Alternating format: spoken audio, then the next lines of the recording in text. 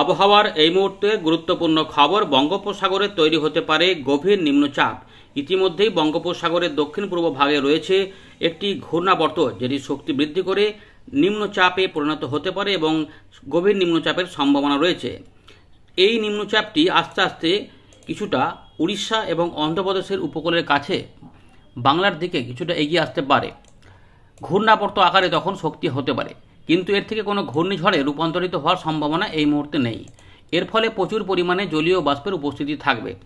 এদিকে বর্তমান আবহাওয়া পরিস্থিতিতে আবহাওয়া দপ্তর ঝড় বৃষ্টির পরিবেশের কথা জানিয়েছে। আমরা যেটা দেখতে পাচ্ছি বর্তমানে যখন আমাদের আপডেটটি দেখাচ্ছি তখন কিন্তু রোদ ঝলমলে পরিষ্কার পরিচ্ছন্ন আকাশ, এবং এরই মধ্যে আবহাওয়া দপ্তর জানিয়েছে যে বৃষ্টিপাত হতে পারে। এর পাশাপাশি যে সম্ভাবনা থাকছে কিছু কিছু এলাকাতে শিলা বৃষ্টিপাত বা কালবৈশাখী ঝোড়ো হওয়ার মতো পরিস্থিতি হতে পারে। ইতিমধ্যে বাংলাদেশের কিছু কিছু অঞ্চলে শিলা বৃষ্টিপাত লক্ষ্য করা গেছে। উত্তর পূর্ব ভারতে ঘূর্ণাবর্ত অবস্থান করছে, ছত্তিশগড়ের কাছেও আরেকটি ঘূর্ণাবর্ত রয়েছে। আমরা এই সমস্ত বিষয়গুলো আলোচনা করব। একটি পশ্চিমী ঝঞ্ঝাও এগিয়ে আসবে। বর্তমান আবহাওয়া পরিস্থিতি নিয়ে আবহাওয়া দপ্তর প্রথমে কি বলছে সেটা একবার আমাদের দেখিয়ে দিই, তারপর আমরা এখানে ফেরত আসবো। আপনি কোন জেলা থেকে এই ভিডিওটি দেখছেন এবং বর্তমানে আপনার এলাকায় আকাশ কেমন পাচ্ছেন? যদি দিনের বেলা দেখে থাকেন তাহলে আকাশ কি একদম রোদঝলমল আছে, নাকি একটু মেঘলা মেঘলা রয়েছে, না তার সঙ্গে গরমটা আছে কিনা অবশ্যই বলবেন। যদি রাতে দেখে থাকেন তাহলে আকাশ পরিষ্কার আছে কিনা সেটা উল্লেখ করবেন। চলুন আমরা প্রথমে দেখি না আবহাওয়া দপ্তর কী বলছে, তারপর আমরা এখানে ফেরত আসবো এবং এই সমস্ত বিষয়গুলিকে আলোচনা করব। আমরা দেখে নিচ্ছি ভারতীয় মৌসুম ভবনের 6 এপ্রিল সকালবেলা প্রকাশ করা গুরুত্বপূর্ণ আপডেট। প্রথমে দেখে নিই যে সিস্টেমগুলো কি বলছে। 5:30টার সময় যে আপডেটটা উঠে এসেছে, ঘূর্ণাবর্ত রয়েছে একটা উত্তর পূর্ব আসাম এবং সংলগ্ন এলাকাতে, ঘূর্ণাবর্ত রয়েছে ছত্তিশগড় সংলগ্ন এলাকাতে, একটি অক্ষরেখা উত্তর পূর্ব বিহার থেকে বিদর্ভ পর্যন্ত বিস্তৃত রয়েছে ঘূর্ণাবর্তের উপর দিয়ে, যেটা ছত্তিশগড়ের উপরে রয়েছে। একটি দক্ষিণ পূর্ব বঙ্গোপসাগর সংলগ্ন এলাকাতে ঘূর্ণাবর্ত একটি রয়েছে। এই ঘূর্ণাবর্তটি নিম্নচাপ পরিণত হতে পারে। এর পাশাপাশি উত্তর দক্ষিণ অক্ষরেখা রয়েছে উত্তর মধ্য মহারাষ্ট্র থেকে উত্তর তামিলনাড়ু পর্যন্ত কর্ণাটকের উপর দিয়ে। এছাড়া নতুন করে একটি পশ্চিমী ঝঞ্ঝা আসার কথা বলছে ভারতীয় মৌসুম ভবন। হিমালয়ের পশ্চিম ভাগে, অর্থাৎ যেখানে পাঞ্জাব, হরিয়ানা, চণ্ডীগড়, গিলগিট, বালচিস্তান ওই এলাকার দিকে 8 এপ্রিল। এর পাশাপাশি আরেকটা ঘূর্ণাবর্ত রয়েছে মধ্যপ্রদেশের মধ্য ভাগে। এবারে এইগুলো নিয়ে আপাতত যেগুলো বলছে, দেখুন এখানে কিছুটা পূর্বাভাস দেওয়া রয়েছে ফোরকাস্ট, তবে এই আপডেটে কিছু কিছু পরিবর্তন আবহাওয়া দপ্তর করবে। আপাতত যে সিস্টেমগুলো বলেছে আবহাওয়া দপ্তর, তার ফলে দেখুন বিহারের দিকে, উড়িষ্যার দিকে, পশ্চিমবঙ্গ, ঝাড়খণ্ডে 7 তারিখ থেকে 9 তারিখের মধ্যে 40 থেকে 50 কিলোমিটার গতিবেগে দমকা ঝোড়ো হাওয়া, বজ্রবিদ্যুৎ এগুলো কিন্তু হতে পারে, এবং বৃষ্টিপাত হালকা এবং মাঝারি মিলিতভাবে হতে পারে। শিলা বৃষ্টিপাত হতে পারে 6 এপ্রিল এখানে আসাম এবং মেঘালয়ের কিছু অংশে। এছাড়া বিহারের দিকে 8 তারিখে শিলা বৃষ্টিপাতের সতর্কতা দিয়েছে। তবে এই শিলা বৃষ্টিপাতগুলো কিন্তু গাঙ্গেয় পশ্চিমবঙ্গ এবং সংলগ্ন আমাদের উত্তরবঙ্গ এছাড়াও বাংলাদেশের কিছু অঞ্চলেও হতে পারে। এইগুলোতে একটু অদলবদল হবে, কারণ সব জায়গাতে এই শিলা বৃষ্টিপাত হবে না, খুব কম কম এলাকাতে সম্ভাবনা। এবং ভারী বৃষ্টিপাত যদি হয় তাহলে সেটা আপাতত যেটা রয়েছে দক্ষিণ ভারতের কেরালা, মাহে, তামিলনাড়ু এবং উত্তর পূর্ব ভারতের আসাম, মেঘালয় এবং আমাদের দক্ষিণ পূর্ব দিকে যে বঙ্গোপসাগরের আন্দামান নিকোবর দ্বীপপুঞ্জ আছে সেখানে 6 এপ্রিলে ভারী বৃষ্টিপাতের কথা বলেছে। ইতিমধ্যে যে ঘূর্ণাবর্ত তৈরি হয়েছে নিম্নচাপের মতো, তারই ফলে আন্দামান নিকোবর দ্বীপপুঞ্জে ওখানে ভারী বৃষ্টিপাতের সতর্কতা জারি হয়েছে, যেটি উত্তর পশ্চিম দিকে এগিয়ে আসবে। তাপমাত্রা আপাতত উত্তর পশ্চিম ভারত, মধ্য ভারতের দিকে কিন্তু এখনও 3 থেকে 5 ডিগ্রি পর্যন্ত বেড়ে যাওয়ার সম্ভাবনা রয়েছে আগামী এখানে 6 তারিখ থেকে 8 তারিখ পর্যন্ত। তারপরে কিছুটা কমতেও পারে। ইতিমধ্যে যে তাপমাত্রা কম ছিল তার প্রভাবে আমাদের গাঙ্গেয় পশ্চিমবঙ্গে সামান্য একটু তাপমাত্রা নেমেছে, কিন্তু পশ্চিমের দিকে জেলাগুলিতে ভালোই কিন্তু গরম অনুভূত হয়েছে এবং এখনও কিন্তু হচ্ছে। জানাবেন আপনার এলাকায় কেমন গরম অনুভূত হচ্ছে। এবার বৃষ্টিপাতগুলো কিন্তু থাকবে, যেগুলো আপাতত বলেছে সেগুলো কিন্তু বিক্ষিপ্তভাবে থাকবে। প্রত্যেক এলাকাতে বৃষ্টিপাত একই দিনে প্রত্যেক এলাকাতে হবে না, অদল বদল করে হবে। এখানে আপাতত যেটা বলছে আমাদের পূর্ব ভারতে বিহার ছাড়া কিন্তু 2 থেকে 3 ডিগ্রি তাপমাত্রা 6 তারিখ থেকে 7 তারিখের মধ্যে একটু বাড়বার কথা বলেছে, অর্থাৎ গরমটা তার মানে একটু আমাদের এখানে বাড়বে। সামান্য একটুখানি অদল বদল হলেও আবার কিন্তু নতুন করে বাড়ার কথা বলছে ভারতীয় মৌসুম ভবন। হিট ওয়েভ যে অর্থাৎ তাপপ্রবাহ কিন্তু দেশে চলছে, সেগুলো কোথায় না পশ্চিমের দিকে, দেশের পশ্চিম ভাগে রাজস্থান, উত্তরপ্রদেশ, হরিয়ানা, দিল্লি, পাঞ্জাব, মধ্যপ্রদেশ, রাজস্থান এই সমস্ত এলাকাতে কিন্তু এবং গুজরাট এই সমস্ত অংশে কিন্তু সতর্কতা রয়েছে। একটা ছবি আপনাদের দেখালে বুঝতে পারবেন। দেখুন, এই দেখুন রেড অ্যালার্ট 6 তারিখ থেকে 7-এর মধ্যে। দেখুন গুজরাটের দিকে রেড অ্যালার্ট রয়েছে, এখানে রাজস্থানে রয়েছে, পশ্চিমবঙ্গে অরেঞ্জ অ্যালার্ট, কারণ এগুলো সবই গরম। আর এই রাজস্থান পর্যন্ত এগুলোতে কিন্তু গরম রয়েছে। এইখানে বৃষ্টিপাত সতর্কতা রয়েছে। আর উত্তর পূর্ব ভারতে কিছুটা এখানে সতর্কতা রয়েছে, শিলা বৃষ্টিপাত, ভারী বৃষ্টিপাত, বজ্রবিদ্যুৎ অ্যাক্টিভিটি হতে পারে। সংলগ্ন বাংলাদেশেও কিছুটা থাকবে। আচ্ছা, 7 তারিখ থেকে 8 তারিখের মধ্যেও কিন্তু দেখা যাচ্ছে যে সতর্কতা ভালোই রয়েছে। এইখানে কিন্তু গরম অনেকটা বাড়বে, ছড়াবে আস্তে আস্তে। আর এই দিকগুলোতে জলীয় বাষ্প ঢুকছে, বৃষ্টিপাত থাকবে। আর দেখুন 8 তারিখে যাচ্ছে, 8 তারিখেও কিন্তু এই যে তাপপ্রবাহ কিন্তু মধ্যপ্রদেশ পর্যন্ত এগিয়ে চলে আসবে। আর এই দিকগুলোতে এই গরম থাকবে, তার সঙ্গে ঘূর্ণাবর্তটা এগিয়ে আসবে নিম্নচাপটা। তার ফলে এইখানে জলীয় বাষ্প বাড়ার ফলে এই জায়গাগুলোতে কিন্তু বৃষ্টিপাতের ইঙ্গিত মানে ইঙ্গিতটা বাড়বে, অর্থাৎ বৃষ্টিপাতের সম্ভাবনা বেড়ে যাবার সম্ভাবনা রয়েছে। সুতরাং এই জায়গাগুলোতে বৃষ্টিপাত থাকবে। তাই এখানে তাপপ্রবাহটা প্রভাব দেখাতে পারবে না, যদিও এতটা পর্যন্ত কিন্তু ভালোই গরম থাকবে। আপাতত এইটা হচ্ছে আবহাওয়া দপ্তরের খবর। এর পরে আরও কিছু আসবে। আমরা চলে এলাম ওয়েন্ডির লাইভ স্ক্রিনে। তো ইতিমধ্যে আমরা দেখতে পাচ্ছি বঙ্গোপসাগরের দক্ষিণ পূর্ব ভাগে রয়েছে ঘূর্ণাবর্ত, এবং যার ফলে আন্দামান নিকোবর দ্বীপপুঞ্জের এখানে কিন্তু ইতিমধ্যে বজ্রবিদ্যুৎ অ্যাক্টিভিটি শুরু হয়েছে, এবং এখানে কিন্তু ভারী বৃষ্টিপাতের সতর্কতা জারি হয়েছে। এই সিস্টেমটা আস্তে আস্তে এগিয়ে যাবে এবং এখানে নিম্নচাপ হতে পারে।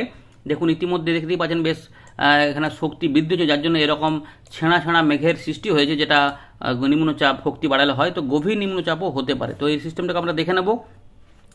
ইতিমধ্যে আমরা দেখতে পাচ্ছি এই জায়গাতে ঘূর্ণাবর্তের মতো দেখা যাচ্ছে। তো এই সিস্টেমটা আস্তে আস্তে যখন এগিয়ে আসবে দক্ষিণ পূর্ব বঙ্গোপসাগর থেকে উত্তর পশ্চিম দিক বরাবর দক্ষিণ পশ্চিম বঙ্গোপসাগরের দিকে, তখন কিন্তু দেখা যাচ্ছে শক্তি বৃদ্ধি হতে পারে। 7 এবং 8 তারিখের দিকে এই জায়গাতে শক্তি বৃদ্ধি হতে পারে, এবং এখানে 63 কিলোমিটার পর্যন্ত আমরা গতিবেগটা মাপতে পারছি। এটা আরেকটু শক্তি বৃদ্ধি হতে পারে। তখন দেখতে পাচ্ছি আমরা মোটামুটি 72-73 কিলোমিটার গতিবেগে দমকা ঝোড়ো হাওয়ার সৃষ্টি হতে পারে, এগুলো পাওয়া যাচ্ছে। এই যদি দমকা ঝোড়ো হাওয়া হয়, এর ম্যাক্সিমাম গতিবেগ আমরা বায়ুর গতিবেগটাকে একটু দেখে নেব কত হতে পারে। 50 আশপাশই হবে। 50 মানে অর্থাৎ 45 থেকে 55-এর মধ্যে থাকা মানে গভীর নিম্নচাপের গতিবেগ পাওয়া যাচ্ছে, বায়ুর গতিবেগ। তার মানে এটা গভীর নিম্নচাপ পর্যন্ত যেতে পারে। কিন্তু এরপরে কি আর কি হবে? ঘূর্ণিঝড় কি হবে? না, ঘূর্ণিঝড় হওয়ার মতো পরিবেশ পাবে না। তাই এখানে এটা শক্তি হারাতে থাকবে, এবং দেখুন আস্তে আস্তে ওই উড়িষ্যা অন্ধ্রপ্রদেশের দিকে এবং কিছুটা উত্তর পূর্ব দিক বেঁকে বেঁকে এই জায়গাতে চলে আসবে। বুঝতে পারছেন তো? উত্তর পশ্চিম যে আমাদের বঙ্গোপসাগর রয়েছে সেই এলাকাতে গিয়ে এটা আস্তে আস্তে কিন্তু শক্তিটা ক্ষয় করতে হবে, কিন্তু তাও ঘূর্ণাবর্ত আকারে থাকবে। এরই প্রভাবে জলীয় বাষ্প কিন্তু এখানে ঢুকবে, আর উত্তর পশ্চিম দিক থেকে শুকনো গরম হাওয়াও কিন্তু আসতে থাকবে। ফলে এই জায়গাগুলোতে দেখতে পাচ্ছেন যে অনেকটাই কিন্তু গরমটা থাকবে। এই যে গরম রয়েছে, এই যে গরম হাওয়াও আসবে, এগুলোকে কাজে লাগিয়ে এখানে বজ্রগর্ম মেঘের সৃষ্টি হতে পারে, যার জন্য বৃষ্টিপাতগুলোর ইঙ্গিত থাকছে দ্বিতীয় সপ্তাহ এবং তৃতীয় সপ্তাহের মধ্যভাগ পর্যন্ত। আমরা দেখুন এই যে বজ্রগর্ম মেঘে ফেললাম, তখন দেখতে পাচ্ছেন যে বজ্রবিদ্যুৎ অ্যাক্টিভিটি এই সমস্ত এলাকাতে হতে পারে। তো চলুন বর্তমান আবহাওয়া পরিস্থিতি নিয়ে আমরা একটু দেখে নিই, সেখান থেকে দেখাবো। তো ইতিমধ্যে 6 থেকে 7 এবং 8, 9, 10 এই সময়কালে কিছুটা বৃষ্টিপাত পাওয়া যাবে, কিন্তু সেগুলো হচ্ছে বিক্ষিপ্ত হবে, উত্তরবঙ্গও হবে, দক্ষিণবঙ্গও হবে। তো দেখা যাচ্ছে যে বাংলাদেশের দিকে কিন্তু বেশ কিছু অংশে বজ্রবিদ্যুৎ অ্যাক্টিভিটি হতে পারে বেশি, যেমন রয়েছে রাজশাহী বিভাগ, ময়মনসিংহ এই দিকগুলোতে, এবং সংলগ্ন রংপুর এবং ঢাকা থেকে শুরু করে আমাদের মুর্শিদাবাদ, নদিয়া এবং 24 পরগনা, হুগলি এই যে এলাকাটা রয়েছে, এখানে কাছাকাছি কোথাও কোথাও একটু জোরালো বজ্রবিদ্যুৎ অ্যাক্টিভিটি 2-1 জায়গা করে হতে পারে, কিন্তু বেশিরভাগ এলাকা কিন্তু মোটের উপরে একটু আংশিক মেঘলা বা পরিষ্কার থাকতে পারে। জলীয় বাষ্প ঢুকতে থাকবে এবং গরমটা মোটামুটি ভালোই থাকবে। ইতিমধ্যে 38, 39, 40 ডিগ্রি পর্যন্ত তাপমাত্রা মাপা হয়েছে আবহাওয়া দপ্তর তরফ থেকে, সেগুলো অল্প স্বল্প করে একটু করে কমতে থাকবে। হাওয়াও কিন্তু থাকবে রাত থেকে সকালের দিকে বা সন্ধ্যের দিক থেকে। তবে 7 তারিখ থেকে বৃষ্টিপাতের পরিবেশ ছড়াবে, যখন আমরা দেখব যে গাঙ্গেয় পশ্চিমবঙ্গের যে জেলাগুলি রয়েছে, বিশেষ করে উপকূলবর্তী এবং পশ্চিমের দিকে জেলা মধ্যভাগে এই অংশগুলিতে, এবং বাংলাদেশের এই যে খুলনা, বরিশাল, ঢাকা এবং এই যে এই এলাকাগুলোর মধ্যে কিন্তু বৃষ্টিপাতের ইঙ্গিত পাওয়া যাবে। তাও যেটা বলবো যে বজ্রগর্ম মেঘ হবে, কোথাও কোথাও দমকা ঝোড়ো হওয়া 40 থেকে 50 এবং 30 থেকে 40।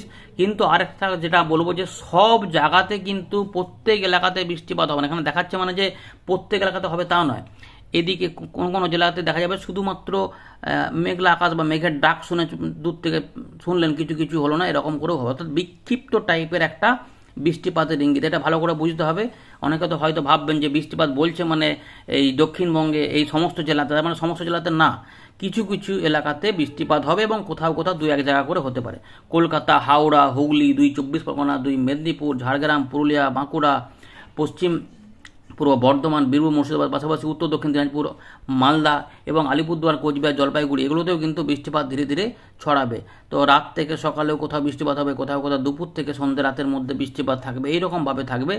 এবং এই যে বৃষ্টিপাতের পরিবেশ, তো সব দিন সমান থাকে, এই বৃষ্টিপাতের পরিবেশ থাকবে প্রতিদিন, কিন্তু প্রত্যেক দিন সব জায়গাতে বৃষ্টিপাত হবে না। কোথাও উত্তরবঙ্গে একটু বেশি হলো, দক্ষিণবঙ্গে একদম হলো না। একদিন দেখা গেলো যে বিহার, ঝাড়খণ্ডের দিকে হলো, গাঙ্গেয় পশ্চিমবঙ্গে বেড়ে গেল, আবার উত্তরবঙ্গে একটু কমে গেল, বা মধ্যভাগে হলো। এরকম করে ঢাকা, খুলনা, বরিশাল, চট্টগ্রাম, সিলেট, ময়মনসিংহ হয়ে উত্তর পূর্ব ভারতেও কিছু কিছু অংশে হতে থাকবে। কিন্তু মূলত দেখা যাচ্ছে যে এখন বৃষ্টিপাতের কিন্তু একটা পরিবেশ রয়েছে। 12, 13, 11 দিন কিন্তু কোথাও কোথাও বেড়ে যাবে, অনেকটাই কিন্তু এলাকাতে রয়েছে। উড়িষ্যা, ঝাড়খণ্ড এদিকেও বৃষ্টিপাত হবে। কিন্তু আবার যেটা বলবো যে দেখুন, একদম ভয়ঙ্কর আকারে প্রত্যেক এলাকাতে প্রচুর পরিমাণে ভারী বৃষ্টিপাত, ভয়ঙ্কর বৃষ্টিপাত হবে তেমন নয়।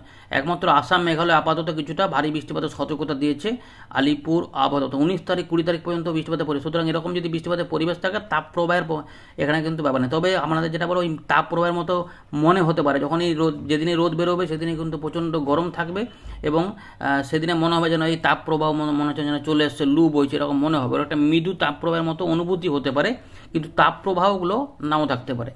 মধ্য ভারত পর্যন্ত কিছুটা এগিয়ে আসবে। তাতে এবারে হঠাৎ করে যদি কোনো পরিবর্তন হয় সেগুলো আমরা বলবো। তো নিম্নচাপ যেহেতু এদিকে এগিয়ে চলে আসবে, গভীর নিম্নচাপ বা যদি একটা সুস্পষ্ট নিম্নচাপও হয়, 8 তারিখ পর্যন্ত এখানে চলে আসবে। এই সময়কালের মধ্যে আমরা দেখব যে কিছু বিক্ষিপ্তভাবে বৃষ্টিপাত কিন্তু আসবে। দেখুন, আমরা যেটা বলছিলাম যে বৃষ্টিপাতের এরকম মেঘ দেখাচ্ছে, এরকম বজ্রগর্ভ মেঘ দেখাচ্ছে, কিন্তু বৃষ্টিপাত যখন ফেলেছি তখন দেখুন একদম বিক্ষিপ্তভাবে দেখাচ্ছে এবং এর মধ্যে কোথাও কোথাও কিন্তু দমকা ঝোড়ো হাওয়া থাকবে কোনো কোনো এলাকাতে, এইরকম করে রয়েছে।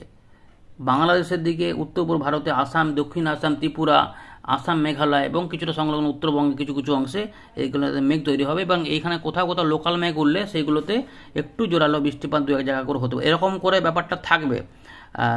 অনেকে বলছেন যে তো মেদিনীপুর, ঝাড়গ্রাম, হাওড়া, হুগলি, কলকাতা এখানে কবে বৃষ্টিপাত হবে, বা 24 পরগনার দিকে এই 7 তারিখ থেকে 9 তারিখের মধ্যে কিছু বৃষ্টিপাত বিক্ষিপ্ত হবে, 1 দিন হতে পারে, প্রত্যেক দিন নয়। 7-এ হলো তো 8-এ হলো না, 9-এ হলো না, হয়ে গেল, 10-এ 11 হলো না, 12 হয়ে গেল না, বা 13 হয়ে গেল। তা অন্য দিনে হয়তো পুরুলিয়া, বাঁকুড়া, ঝাড়গ্রাম বা ওদিকে বীরভূম, মুর্শিদাবাদ, বর্ধমান এদিকে নামলো, বা বর্ধমানের সঙ্গে হুগলি, কলকাতা, হাওড়া নামলো, এরকম করে কিছু কিছু অংশে হতে পারে। এখানে কিছু মেঘ উঠে এদিকে এগিয়ে গেল, বা এদিক থেকে মেঘ উঠে এদিকে এগিয়ে গেল, এদিকে কিছু হলো না, বৃষ্টিপাত হয়তো পূর্বাভাসে বলা হলো এদিকে হবে কিন্তু হয়ে গেল এই সাইডে। এইরকমভাবে বিক্ষিপ্তভাবে কিন্তু আগামী কয়েকদিনে বৃষ্টিপাতের একটা পূর্বাভাস রয়েছে। দেখুন এই যে এখানে যেমন দেখা যাচ্ছে, তবে এইগুলো ছবির সঙ্গে বাস্তবের পার্থক্য পাবেন।